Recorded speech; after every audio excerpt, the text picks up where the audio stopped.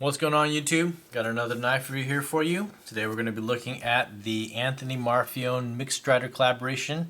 This is the MSG-3. This, I believe, is the second iteration of the knife. There was a earlier release with a full mirror polished or semi-polished dagger finish blade without the thumb hole in here. Not sure what the thumb hole, I guess on my knife, I've seen people open their knife with the thumb hole. Mine is freaking impossible because the detent is so ridiculously hard.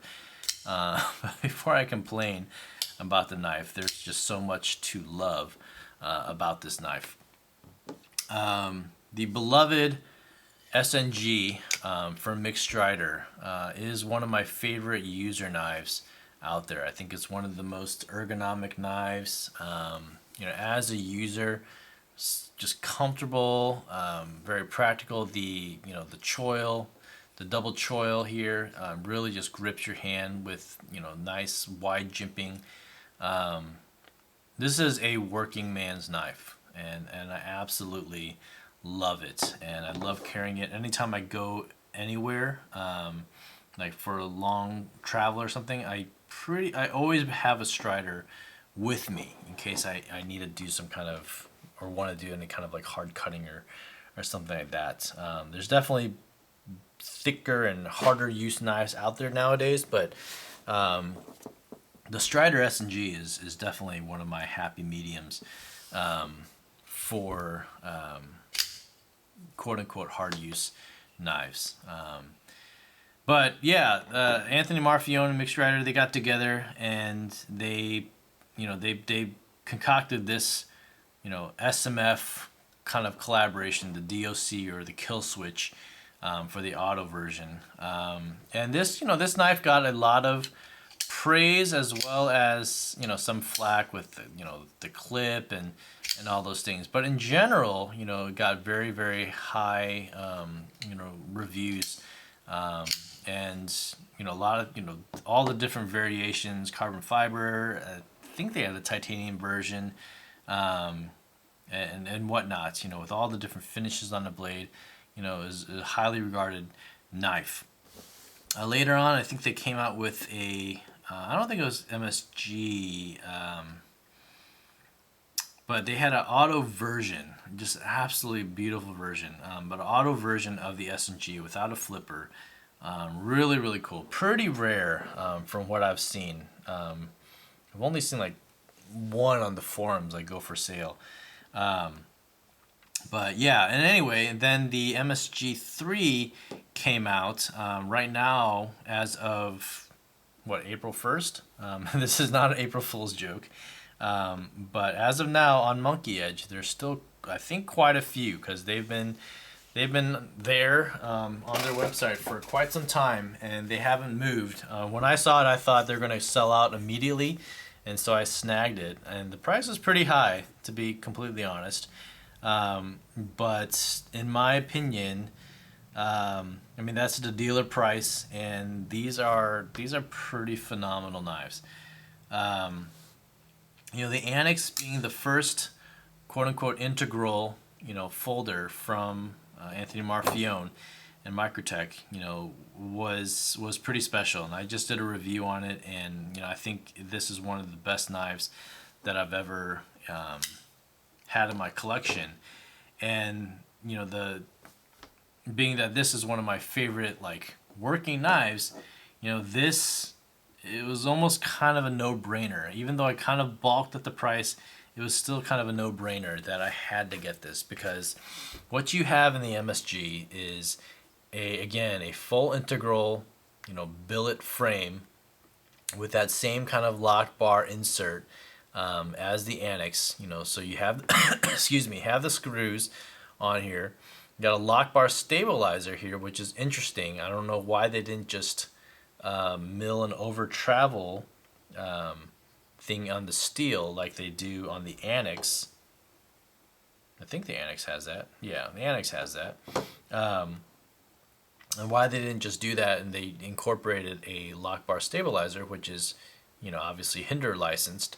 And then you have this really thick, again, titanium billet clip, very, very secure.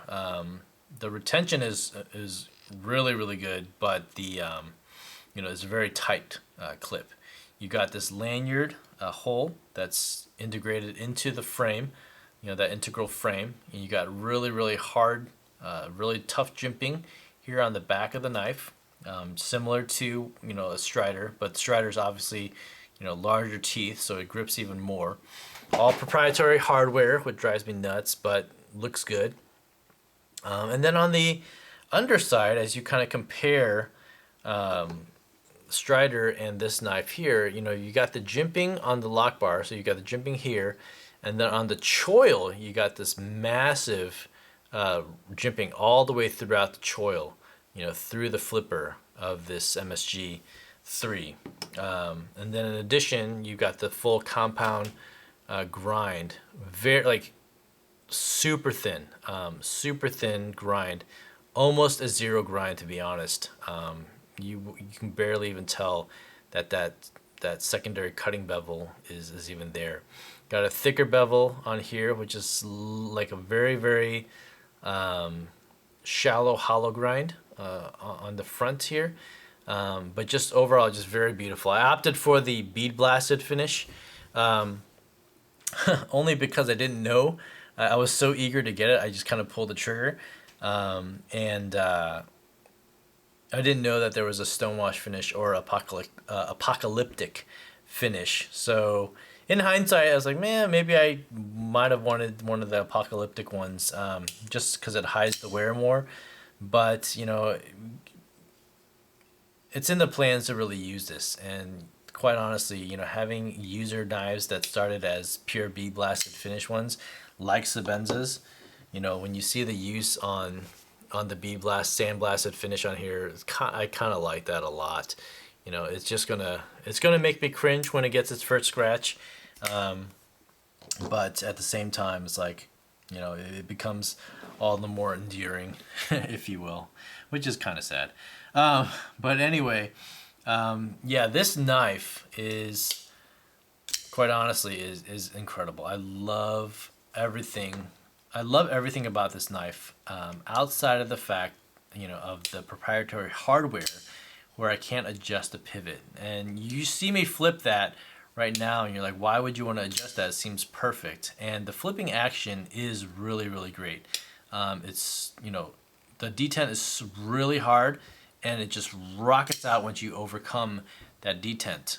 But it's riding on bearings, and given what we're accustomed to on bearing flippers, you want it to be just as smooth coming down, and it just isn't. And I feel like if you're able to just loosen that pivot ever so slightly, just barely, like 2 or 3 degrees, I think the lockup is still going to be the same. There's no blade play, but oftentimes I've seen a lot of knives where they come in tight from the factory, and even though they flip fine because they're on bearings, they're not as smooth or as loose as they could or should be. My CKF Sequoia is kind of like that. It flipped out fine, but it just wasn't smooth. And once I adjusted that pivot ever so slightly, then it was great. It's just incredibly smooth, no blade play whatsoever. And so not being able to adjust this pivot just the tiny bit kind of is just the one slightest little, deterrent, about this knife. The detent on here, like I said, is really, really hard. And, the flipping action is so fast. It's almost like there's that double detent, like that break, that break detent, and then it flips out.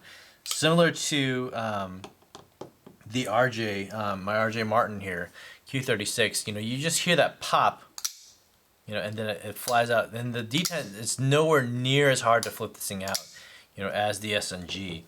The RJ is just so incredibly smooth, and it just falls down, on those bearings, and the pivots adjusted so perfectly.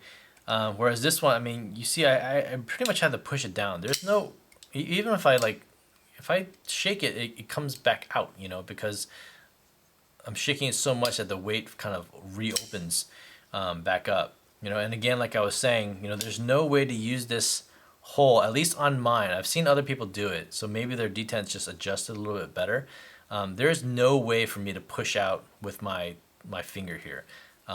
For this kind of opening, like, okay, that was a little bit easier, but you really have to make sure your thumb or your fingers are not on the lock bar, and then really just dig in. See, like,